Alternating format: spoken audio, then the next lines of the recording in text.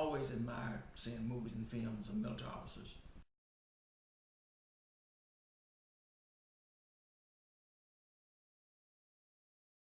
You know, in the career, and I knew there weren't very many blacks. So when I came in 1960, as a black officer, there were very few of us, and especially in the Army Medical Service Corps. And I was accepted to the University of Texas Medical School, but I decided to take my commission and come into the military. And while in the military, I got such quick promotions through the ranks so fast, and the military paid for my doctorate degree. I also have a PhD in computer systems and a master's degree in computer systems at the American University, both paid for by the military. Time and time again, people are faced with major decisions that change their lives forever.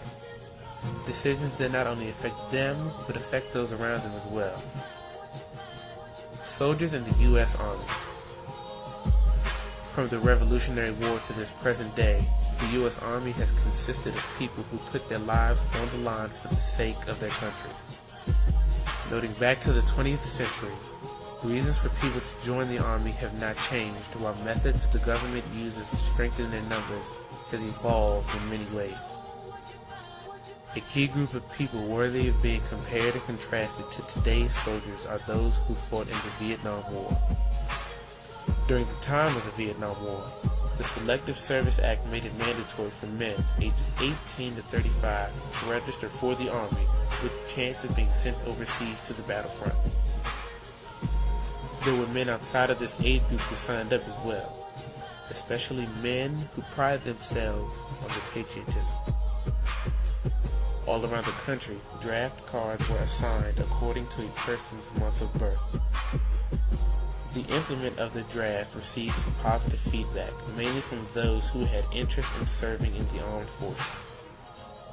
Described as just a love for one's country, patriotism existed in some homes more than others.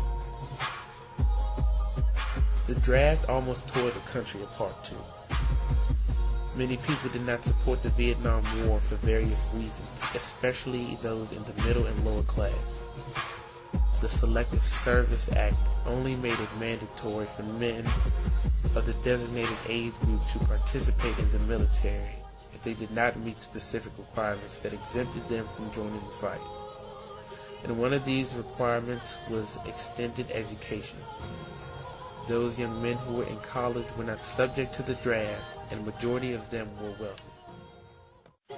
Even if their sons did not receive the best grades, wealthy families paid full tuitions, and then some if their sons opted not to be a part of the draft. Those in the lower and middle class were left with no choice but to sign up or face consequences such as a fine and even jail time.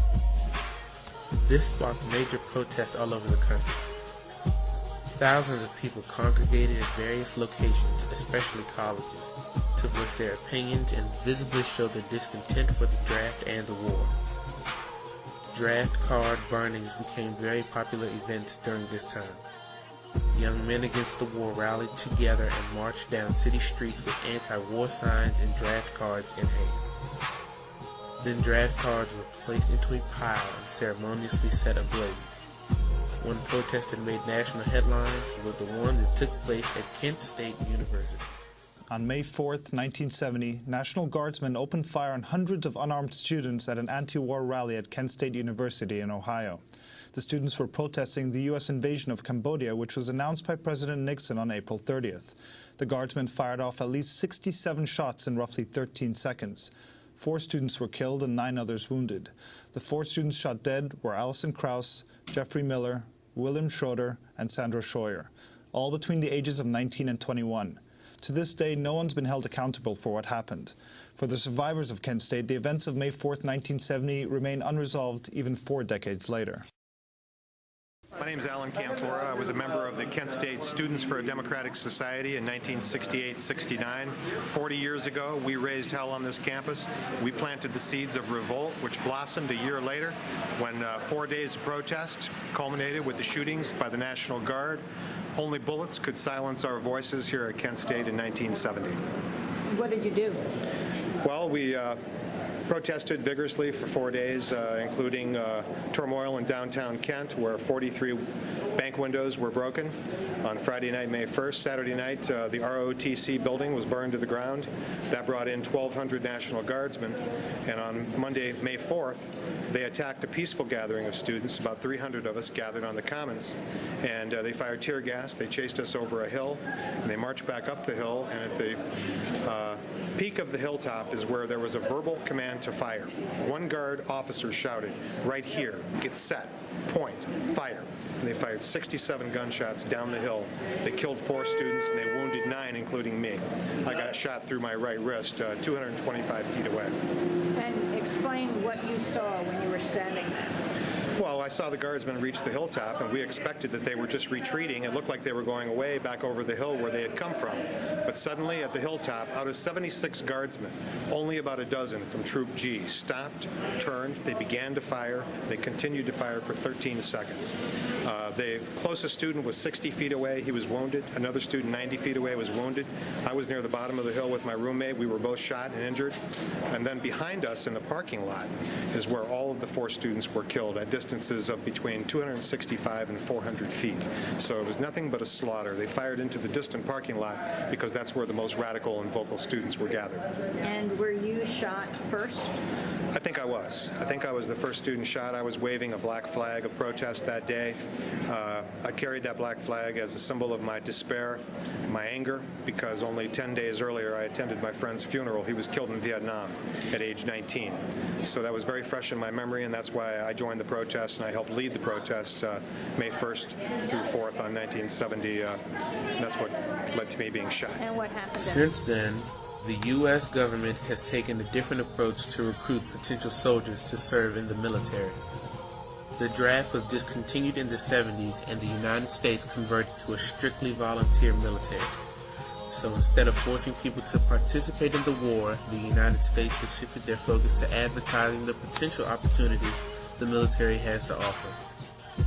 By identifying values and goals that are important to a vast majority of the population, the government seeks to recruit a diverse multitude of people. The U.S. government prides itself in attaining people from all different educational backgrounds and work experiences in order to have qualified people in various positions necessary to have a successful army. Through the use of commercials, the government outlines and pinpoints various skills and careers that people can master by enlisting in the Army. The strength to build a better future can be found in the Army. With leadership skills and training in over 150 careers, the Army takes you to your strongest point. And whatever you do after that, in your career or your community, you'll just keep getting stronger.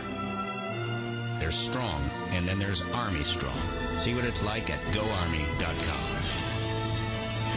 Starting in high school, the military uses the Junior Reserve Officers Training Corps program to target teenagers who aspire to attend college and have successful careers as adults. The ROTC provides scholarships and other job opportunities for students to take advantage of. After seeing all the ads on television, in the newspaper, magazines, even in the movie theaters, I never really paid attention to them, but there was just one that grabbed my attention. And ROTC leads to opportunities, so I just considered it, and considering it turned into actually doing it, mostly for the opportunities.